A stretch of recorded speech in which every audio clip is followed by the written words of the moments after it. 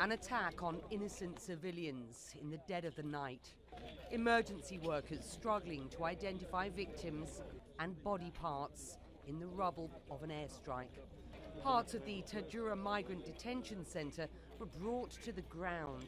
Many inside had no chance. Those who did survive rushed to recover their few possessions. The center held at least 600 men, women and children from other countries. Refugees and migrants who'd fled other horrors, violence, persecution and economic repression in the search for a better life. All what we know is we want UN to help people out of this place, because this place is dangerous.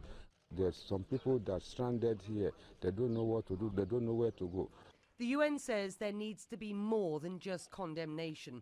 A full, independent investigation to determine how and why this happened, to bring those responsible to account. No one has yet claimed responsibility. But the UN-backed government in Tripoli is blaming Khalifa Haftar, a renegade general whose forces have been fighting for control of the capital for more than a year.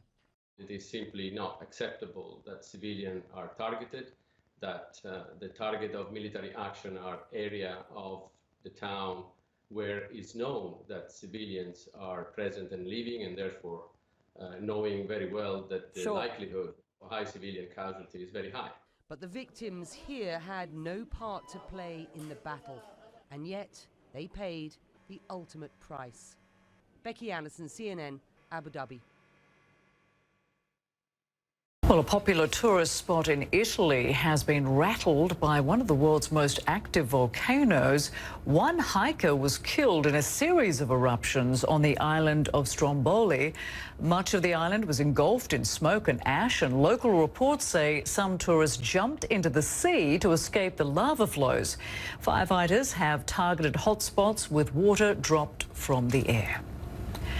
Well, let's get more on all of this with our meteorologist, Karen McGuinness. And this is a real concern, isn't it? It's extraordinary at this stage. We understand only one casualty, but it is a worry for the authorities there. It is, and this is one of the most visited volcanoes in the world. It is off the coast of Italy. It is part of an archipelago, or a group or a string of islands, and many tours go there. People can hike up to a certain distance. It's not a very tall volcano at all. It's less than a kilometer high. Here's that spectacular view. It has been almost continually erupting for thousands of years, but especially since 1932, it has been erupting rather regularly. So this is something that people see, they view from boats. At one time on this particular island, there used to be thousands of people that would live there. But because of this such violent activity associated with the volcano, that population is down around a few hundred people that live there. Here's a different perspective. As you can see, this is called a stratovolcano.